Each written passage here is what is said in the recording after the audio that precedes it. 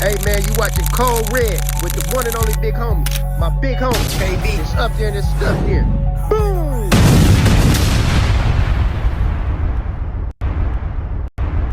Ricardo or more, drink like a boss. Hey, what up? We in Cold Red. Where there's smoke, there's fire, and we outside with it. We in the beautiful Miami, Florida, live with none other than Core DJ Tony Neal. Hey, buddy, y'all, what's up? Tone, what's up, baby? Man, hey, man, it is, chilling. It's been working. It's been a long time coming, man. I was wondering when you was gonna get around. I see you moving around. I said, you just got the portable podcast. This nigga is not playing with him. Hey, man, listen. I got some in-depth questions for you. Ready? Okay, yeah, for sure. Let's get right to it. Tony Neal. Mm-hmm. Core DJ Tony Neal. Let's get that correct. Okay. But there was a time before you was a DJ. Well, you always been DJ Tony Neal. Right. But let's go back to a time when... Don't be acting like you've been knowing me my whole life, nigga. Don't be acting like there was a time when you was doing small joints. Right. And you had 1 foot in and 1 foot out the streets. Mm-hmm. Let's go back to that time. Oh, shit, yeah. The first spot that I got in, outside of my grandfather's spot, my grandfather's is Cliff CC Havana.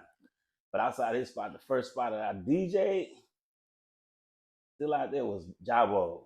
Jabos, man. Jabos on 35th. Damn, Tone, how old was you then? Shit, like 19? Man. Yeah, 19, 18, 19. Yeah, it was right around the time when the age limit was changing for you to be 18 to get in clubs and 21. So it was around that time. Yeah. Well, Tone, you was DJing when DJing wasn't cool. I was DJing everywhere when DJing everywhere wasn't cool. Yeah. Yeah. And you had niggas carrying them heavy ass crates, man. Nigga, hey, nigga, you was on that shit trying to get it. Hey, the bigger the spot was, man, the more niggas I had carrying crates. The more the spot that was popping, then grab that crate, then come on. Them was 6 niggas carrying 6 crates. Them the days, man. I remember your name ringing. Sonny's, you was just moving around with it. Yeah. Right? So what piqued your interest in the DJing like early? My uncles. I was fighting at that first. As a matter of fact, I ain't gonna cap. I was doing a little hating. Like when Jerry moved, my cousin Jerry Smoking B moved from Milwaukee, Steve Haywood and then moved. I was fighting that shit, but like I was really on some like fuck that. I ain't moving. I'm representing the crib. I ain't moving. But then once I ran into Luke, that changed the game, changed it for me. But I was on that same shit, not leaving the crib, don't want to leave the crib, this, that. But then after a while, I was like, you know what?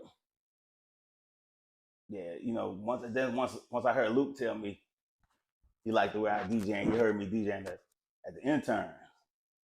And I took that shit to heart, and I ended up just sliding down here, trying to go to school and everything. Back in Milwaukee, man, mm-hmm. A lot of people just know Core DJ Tony Neal. Mm-hmm. But I know DJ Tony Neal. Shit, I know Tony Neal from the Hill. Yeah. And I know, your strong ties to Chicago. Mm-hmm. See, a lot of people don't know the roots and the history. Shit, 8, 9 years old, going down there on the Greyhound, sitting down with Mother Hoover. Shit, that kind of history, yeah. Really that history on the north side of Chicago. And people don't know that. Yeah, I mean, you know what, Kate? I did a lot of shit on my own. I didn't go around and talk about shit. If I felt like doing, I just did it, jumped up and go. If I want to meet somebody, I jumped up and go. If I want to get in something, I jump up and go myself. I never had no whole big entourage. I just had I got the same friends that I had from back then. I don't got no new niggas now. You feel me? So it was the same thing. Me, you, Fernando, Pill, like Derek, Big Derek, Joe. Like I got the same niggas that I got now. Walt, he in church and I like it was the same thing. Yeah. You know what I'm saying? Yeah. So we still got the same clique. I don't want to highlight the Chicago, that part of it, but I just want to let niggas know that it's official. Oh, no, official. Because show shit straight. I mean, you ain't gotta hide that shit. It's straight discipleship, nigga, for sure. Me, oh, okay. Like, it's been like that since I was young. You know what I'm saying? As long as I can remember, for sure. Yeah. It's been real. It's how you treat it. You want to bang, or it's your family? Is that your family? Did you learn something from being in that organization? Did you learn something from being organized? Everything I did came from organization. So whether it was being a Mason, whether it's being in the gangs, whether it was being in the streets with my boys, you know, it was everything was organized. So that's why I was so great at doing organized stuff like the Core. If everything that you do, whether it's bad, depends on which direction you take it, you can turn it into something good. You know what I'm saying? And I learned. I didn't have my pops around. He was in gangs and shit. You know what I'm saying? Hey, back in the day, they had they didn't have like shit like GD and Vice Lords and shit. They had shit, they like names from movies and shit. So Pops and them, that was on 35th, they had a name, a gang called the Get Along Gang. The Get Along Gang. Yeah, you know, gambling and shit. Yeah. Pops was a pimp. And so there was a bunch of pimps and a bunch of niggas street, you know, hustling niggas, you know, trying to sell little weeds here and there. But the most shit them niggas was doing was fighting. You know what I'm saying? Fighting and having babies. Right. You know what I'm saying? For real. So, you know, you got to understand, when I was born, niggas was coming out that Vietnam shit and they wasn't getting no money. You know what I'm saying? So they come out that Vietnam shit, niggas got together in the streets. And that's really how organizations like the gangs and shit started in the first place. They really didn't have no titles and no names. It was a gathering of niggas with just like minds. You know what I'm saying? And yeah, man. But that it was. I don't want to say it's systematic because my mom had me when she was 14. She was a stripper. Okay. So I don't want to say it's in the DNA, but it feel that way. You understand? You understand? Yeah. I feel you. Yeah. So yeah, but I learned a lot from what I did. You know what I'm saying? I watched. I was very observant. I never smoked or drink. Right. You know, so from that I just was always focused because I knew it was gonna be something better. No doubt. Yeah. Tone, you went viral before viral was viral. A lot of times. A lot of times. Yeah. I'm talking about the internet had to be just kicking in when you was going viral. Yeah, for sure. You know, I remember you caught the man in your house sleeping ass that naked. shit, I was working at V100. Man, so November of '97 when that shit happened, and I had my record pool, and like I said, 1 foot in and 1 foot out. So I'm thinking it was one of my niggas running from the police. So I get in the house about 3 o'clock, bringing my shit from where I was at Club Rendezvous. If anybody know about Rendezvous, coming to the house, and fool was laying in there on the couch. I'm like, damn. So I go check the house, leave him there laying, because I'm still thinking it's one of my guys until I got over in his face and saw he wasn't. You know what I'm saying? So I go get the phone, call the police, but my camera was on the ground. And how my camera ended up getting on the ground was I was always with the shit. Yeah. You know what I'm saying? So I had that shit laying there still, you know, from previous situations at the crib the night before. You know what I'm saying? So I grabbed that motherfucker and started taping. I started taping and I kicked the nigga in the back and woke his ass up. But you know, dog, it's always been shit like that happening in my life. Always shit like that. Always unbelievable shit. I'm glad that YouTube was coming too. Yeah. Because a lot of stuff that I tell people, they wouldn't believe it. Right. You know, even with just like the records I broke and different stuff, you wouldn't believe it. But YouTube kind of was like, damn, didn't nobody know them niggas. It was at the Core conference. And so YouTube kind of, if people ever take the time and go through YouTube and see, just put Tony Neal, the Core DJs, then you see a whole lot of shit. You know what I'm saying? So those early days, man, the record pool days, you know, you DJing in clubs, like, was your thought always on making something bigger for the DJs? Like I said about being organized, I was in the technicians. First, I had the record pool. I started my record pool in same year, 97. And I had it all the way up to 2003, 2002, 2003. And I gave it to my stepbrother, Travis, DJ Heathen. I gave it to him once I started being in the technicians.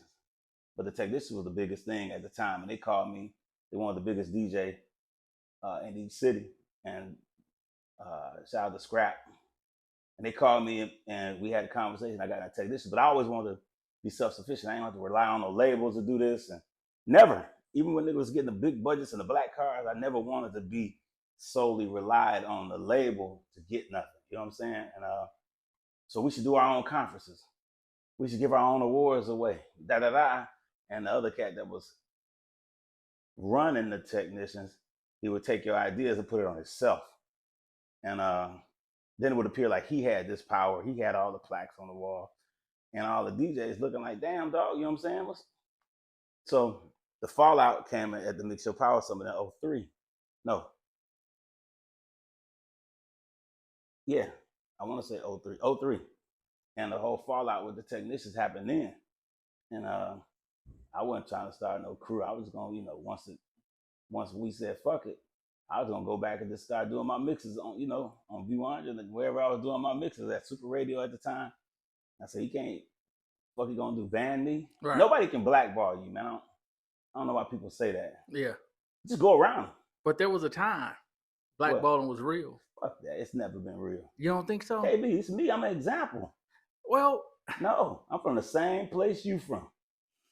What you doing right now? I beg to differ, Tone. Bro, we talking about the 90s. Nigga, never. Blackballing ain't never been an issue with somebody that's self-sufficient. If you ain't dependent on nobody already, then how somebody gonna blackball you from where you wanna go? It's up to you to say, this is where I wanna be, and that's it. Until further notice. Yeah. You stop.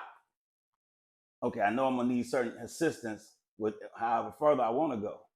But you got to have some steps that you want to take. I'm going to stop right here for about a year or so and just perfect this. Then I'm going to go to the next. I'm going to look around, scope what's going on, and then I'm going to move to the next level. You got to be able to plan your stuff and not try to take somebody else's shit, because when you rush it, you're going to be interfering with somebody else's shit. You're going to unknowingly start interfering with somebody else's shit. Or while you creating your thing, somebody watching you getting ready to try to take your shit. So you got to watch all that. You got to perfect what you got. That's why the Core been around 20 years. You got to really perfect it. The crews come and go. You know what I'm saying? But you just got to, one, stay healthy, and two, perfect what you already got your hands on and make shit sprout out of that. Don't be trying to take everybody else's shit. Let's go back to the day that you thought about the Core. Yeah, that's what I was talking like. So once I in Puerto Rico, I was in the Texas. I run around talking about, we was like 60 of us from the technicians in there, and I don't want to even say the other nigga name, but yeah, he didn't want us to go. He didn't want us to go to the Mix Your Power Summit, but we all ended up being there. We had a meeting. Then we had a panel that we was all on, and it kind of sprouted from there. When I quit, Kevin Black ran into Kevin Black, and he told me, just do it myself. Do it yourself. And I was like, damn, do it myself. You know, sometimes we still had that city. Well, these niggas ain't gonna listen to me. I'm from Milwaukee. These niggas ain't gonna listen to me. You know what I'm saying? We still had that mentality. But now it's like, nah, nigga, you know what I'm saying? I'm gonna do it, but I'm gonna do it the way I've been trying to get them to do it. Right. We're gonna have our own conferences. We're gonna give our own plaques away. We're gonna celebrate each other. We're gonna celebrate us. You know, the problem is with us, we don't celebrate us enough. You know, we celebrate them. We wait for them to think they're supposed to celebrate us, but we don't celebrate our own. Damn, he right here with me. Why don't I give him an award? I give him a plaque. Let me show him that I appreciate him. You know, my gratification from that is being able to give it to him. I don't want nothing back, nigga. I did that. Every time you go in your house and see your wall, you know I did that. You know, that's my satisfaction. I don't have to have my little plaque. I got plaque. I don't have, you know what I'm saying? That was just some of the ideas that I said. If you satisfy somebody else and show them that you appreciate the work that they put in by helping them, you already, you know, that's already your thank yous. That's there for you right there. Yeah. I'm gonna take that. I'm gonna retract what I said earlier about the blackballing, because the first time I made it to Kevin Black's office, he called you, remember? Yeah. And you know, it was hard to get there, but if you with persistence, you're gonna make it. That's right, man. You're gonna People make don't it have there. no patience in the age of the internet. These kids don't got, and I say kids respectfully because I'm 50, you know, 50, my early, late 50s. So it's like kids respectfully, 35, 40, they want it fast, you know, because of the internet, TikTok, Instagram, Snap. Those names are even quick names. So they want it fast. And in the process of trying to want it fast, they're going to run into somebody else's shit. It's already established. It's already doing their thing. I had a couple of DJ crews come up since I started the Core on the net. thinking they moving, but you ain't fooling nobody, nigga. That shit gonna die. As soon as somebody else come behind you on the net, that shit gonna die. You gonna have to deal with the nigga around. You ain't got to deal with me. You got to worry about this motherfucker that's coming up under you doing the same shit you did. You didn't do the same shit I did to get this. You know what I'm saying? I had to deal with motherfuckers lying. I had to deal with motherfuckers saying, this nigga think he this. I had to deal with niggas right in my circle, there for the benefit of what's happening at the time. And then when they didn't get it, you deal with that shit all the time. You deal with niggas that's only around you to call you Unc and fam. Hey. Unc and fam your ass to death only until they don't get what they want. Then you're a bitch ass nigga. Yeah. You know what I'm saying? Yeah. That's a fact. Yeah. Man, I want to talk about the other Tone. Mm-hmm. Tone from the Hill, man. Oh, yeah. Let's go back to the Hill, Tone. I watched one of your previous interviews, and, people didn't believe that story about Dahmer. Man, it's a whole bunch of stories. The Dahmer shit was just... The Dahmer shit was the epitome of moving here. Because I felt like for me to take it where I need to go further, I need to be in a bigger city. And it just so happened that nigga Luke was in my ear at the intern. I was DJing with Darren D. Rest in peace, Darren D. I was DJing. I was carrying his crates. Gotta and start I was down somewhere. there practicing, and that nigga Luke and them was there. The show hadn't started yet. It was just it was a promoter that did a show, and it was a miscommunication in the dates. But Luke and them showed up anyway. And I'm mixing, playing Two Live Crew, playing all this Planet Rock shit. And Luke came to the DJ booth, was like, "Hey, damn, nigga, the way you DJ, you need to be in Miami." And that stuck in my mind. You can't tell no young nigga 2021 that he needs to be in Miami. Right. Because I'm all right, so that was my start of coming back and forth here. And that's how I got all those artists to come to people like places like Onyx and shit like that. Because I was already here with them. People thought that shit was impossible. You see how many niggas I brought to Onyx? Nobody to this day have done that shit. Every week I had, and 1 week I had Jeezy. Remember that time I had Jeezy, Yo Gotti, Birdman, I had all of them in the club with me. I used to do that all the time because I had access to them, just randomly throw a party for the crib. You know what I'm saying? That's from being here. You know what I'm saying? But those journeys in the street, coming from the east side and shit like that, in and out, when I was in it, I was just trying to live and get a house, get a car. I had a purpose. I was just out there trying to flash. I ain't never been a flashy. Nah, not at all. So I had bitches. I ain't had to do no selling no dope for that. You know what I'm saying? So it's just being there and seeing this boy walk up and down the street.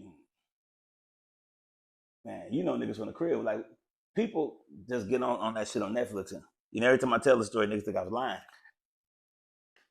But we was right there. Hey man, I the funny part about it, when I was reading the comments of it, right, and we was in the studio, and I was telling niggas, I'm like, he telling the truth. That shit for real. You know what I'm saying? Yeah. I'm like, as far-fetched as it may sound, the man was right there in the building. If they didn't live outside it, serving. They gotta live it.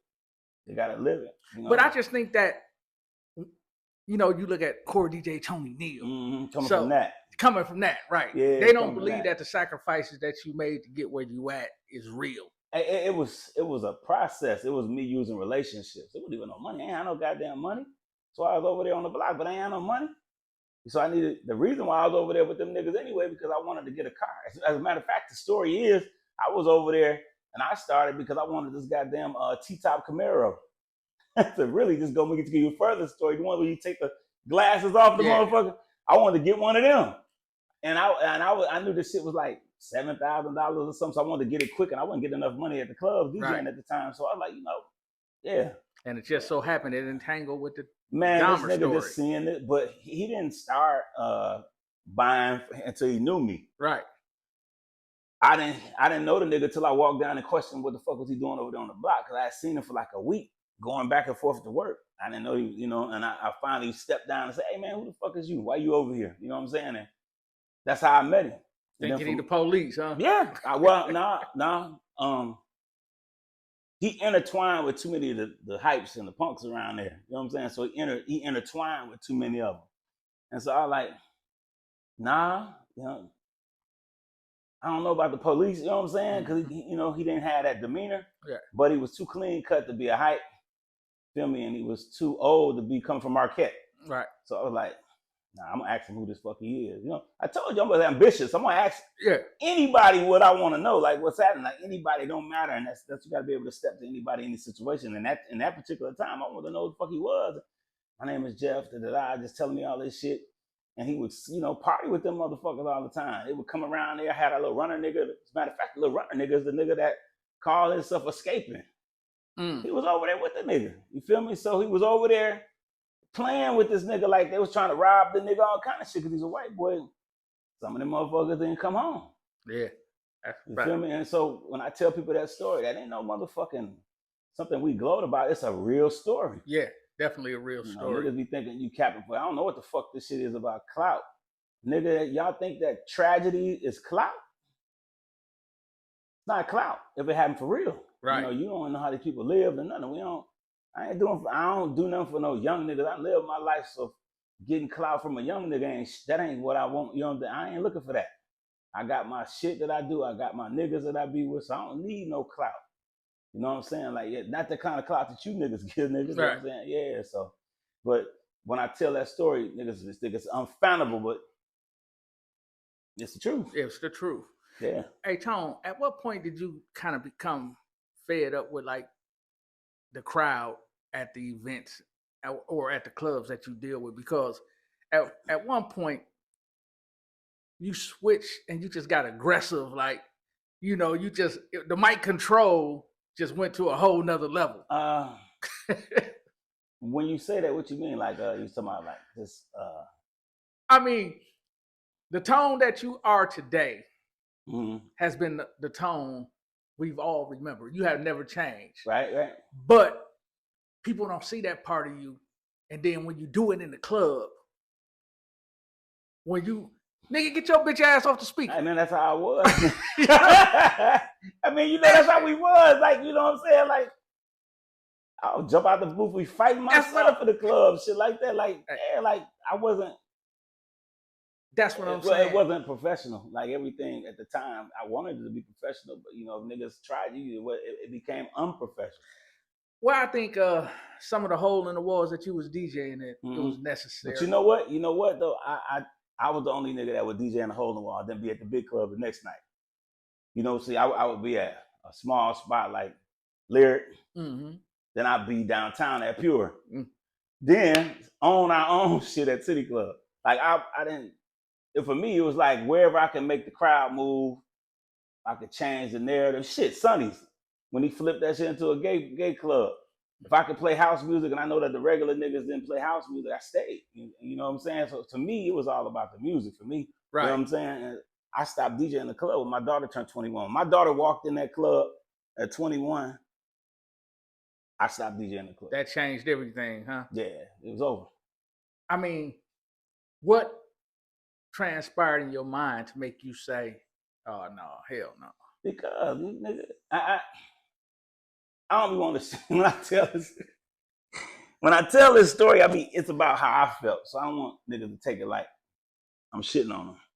But I feel like I'm in the way. Like I did my thing, my life. I can do special events, but being somewhere every week, I'm like, I got grown kids, and because I'm hot, they still coming because I play the shit that they like. It's, for me, I ain't finna see no nigga, my daughter bent over on the dance floor or interfere if it looked like an altercation with my kids.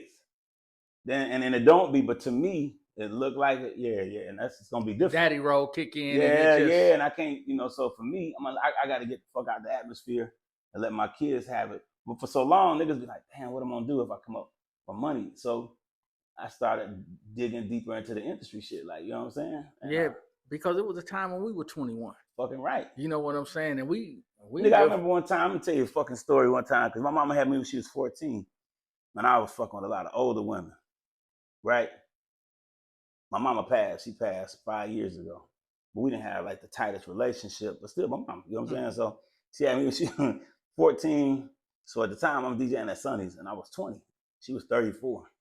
So she was still out there with her girls, kicking it and shit like that. So I come to the house one day, I'm over there with my sisters, and nigga, where your girlfriend at? Like, he talking about all my family from the street. Where your girlfriend at, nigga? I don't be seeing you with no chicks. I said, you know, I be liking them older women. Mama, you know, I'm talking to her, Ann, I call her Ann. And she was like, I said, where you? I don't be seeing her. I said, well, there's one, but I'm kind of in between it because she be kind of stalking a nigga. You know what I'm saying? Like, she try to buy me shit, and I appreciate it. I'm a young nigga, so she buy me shit, but I don't like her like that no more. You feel me? So she be at the club with you. I said, yeah, and I don't know why the fuck I told her. So I go to work 3 days later. I'm at the club DJing.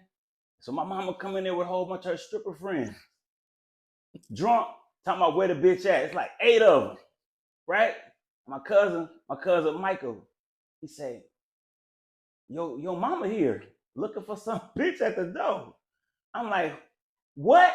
So I tell the bitch, she there. So I go, hey, go over there. Go sit in the corner. Cause my mama here and she tripping. She like, what's happening? I said, man, go over there, man. Cause she's older than my mama. So she was coming, where the bitch at? Yeah, Tony, you said, yeah, I'm just coming to check me a bitch. I said, yo, why you here acting like that? You feel me? Like, and I was like, she ain't here. She looked at me in my face, you a goddamn lie. That bitch here, we'll tear this motherfucker up. So I probably got out. I said, let me go get y'all some drinks. I called Sonny, sat him at the bar, got her some drinks. She came over to the DJ booth because that's her first time really seeing me DJ. Right there, that day that she was talking all that shit. So I think of her coming there with the bullshit and then actually seeing her son rocking this crowd, they going crazy and playing house music and shit. I think it kind of took that away from, you know, what she was thinking, but she came in there on that bullshit at first, you know what I'm saying? So me, flip the script, I'm not, you know, I've been 21, 20, and so I just, you know what I'm saying? I don't want no miscommunication with my kids. I want them to enjoy themselves, me not being there. And that's why when 21, she came in, I said, damn, my kid 21, I had to start thinking something different. Yeah. You know what I'm saying? Yeah. Now, all my kids are grown. I can't be in it now. You know what I'm saying? I just can't focus. I can't see myself because I play hip hop, because I play NBA Youngboy and shit. I want to be where they at. You feel me? Yeah. I can do it on the radio. Yeah. All day. I can express the young nigga shit on the radio. I can play shit on the radio, but being where they at and shit, like on a consistent basis instead of something special, nah, I'm cool. Man. Hey, Tone, did you ever think that the Core DJ would be as big as it is? Nah, for real. I mean, when I realized how big it was 07, my boy went to Japan. He had his Core jacket on. He sent me, they jumped him. You know, had pointing at the jacket, pull on the back of the jacket and shit. That's when I realized I changed the name from Core DJs to Core DJs Worldwide that day. Mm-hmm. But you've always been a visionary, even to come up with the name The Core, yeah. Right? But you know what that means, right? Well, I got an idea of what it means. I mean, when the whole thing broke out, okay, in Puerto Rico, I went to the room, and like you said about the blackballing thing, in my mind, I'm like, God damn, what the fuck did I just do? Because I set this whole shit off, and I ain't had no answer for it because niggas talking about doing the crew. I don't want to do no DJ crew. Then I'm like, shit. And I sat there like 15, 20 minutes, and I said, Core came to me. Where did the music come from? The core. Everything develops from the core. You're born as an embryo, it's the core, and then you sprout out to a kid, an adult. The music starts with the DJ. From the core. The essence, whoever you, not so much a DJ, but in a sense, the DJ or the person that's presenting the music first is the core of where it came from. You can always point at, well, if a nigga keeping it real, you can always point at, well, my record started with this person. Or my record started with this situation. That's the core. That's where the name Core DJs came from. It became something monumental. Yeah, I was just trying to do something for the independent artists. That's all I was doing it for. And then once things like started falling off, like Power Summit and shit, it's not about the money. The core, it's not about the money. That's why the core is still going. It was never, you have to get money to further your career. But the basis of the core was never about the bread. it was about a bunch of like-minded niggas that want to keep the motherfucking the hip hop or whatever genre of music for black people or whatever we are, you know, whatever that comes in the fold. And I started doing Core Africa. I started doing Core Canada because I knew that it was shit bigger than what we was doing. I had to keep up with the momentum that the shit was moving because it was moving too fast. So I had to keep up with the different entities, like I just did the Core Kingdom with the gospel side. I had to keep up with whatever was around me at the time. You know what I'm saying? Oh, this shit moving fast. I got to come up with another idea. You know what I'm saying? I got another thing I'm starting with, the Core Ethics. Lawyers. You know, a whole bunch of lawyers. You know what I'm saying? The MCs. I started the MCs a couple years ago. I'm going to put 10 more in as we speak tomorrow. Like, wow. We have to, like I said, expand from what you already started. Okay, you got this thing here, now you move and expand it and make it bigger. You know what I'm saying? And different things. It came from this. And that's why, you know, that's what I did. Let's talk about your relationship with Akon, man. Y'all have developed such a brotherhood over the years, but people don't realize how long you've really known Akon. People don't realize that Belly Dancer broke in Milwaukee, the first record, because I was the only one playing it on V100. I was on the radio on V100 when I was the first mixer on V100. For years I was mixing. I was the only mixer outside of Fresh G. Well, Mike Love, and Doc came later, but I was the only mixer for a long time. I would mix from noon, 5 o'clock, and 9 o'clock. So I was on 3 times a day. And I would always drop this damn Belly Dancer record because at that time the Yin Yang Twins and all that stuff was out, right? And I would always drop this Belly Dancer record. And it was from this nigga named Akon. I got out my record pool. And hey lady, drop it down. So I'm playing it with all the booty shaking records and shit. Loud Records were like, who is this motherfucker playing this record like this on the radio? We can't get nobody else to jump in on this record like that. And they finally caught up with me. Actually, did I need anything? I said I want to do a meeting with my record pool DJ, a little $600 meeting. And I said, yeah, but when I planned the meeting, when the meeting came, they didn't cut the check. I stopped playing the record. And so I'm in, what's that club that was next door to, what's the club that's next door to Element? It's another little small 618. No, I know what you're talking about too. Little club right next door to the Element, right? So Kate, I'm in there DJing for some special shit, and this nigga found out where I was from a flyer. He came to Milwaukee himself. I didn't know the nigga was from St. Louis. So he came to Milwaukee himself, sitting there with a hoodie on at the bar. I forgot the name of that club. He walked up with an envelope, handed me the envelope, and said, man, how you doing? My name is Akon. I said, oh shit, you the Belly Dancer nigga, just like that, right? And he said, yeah, man, I appreciate what you did. He gave me $1,000 in an envelope.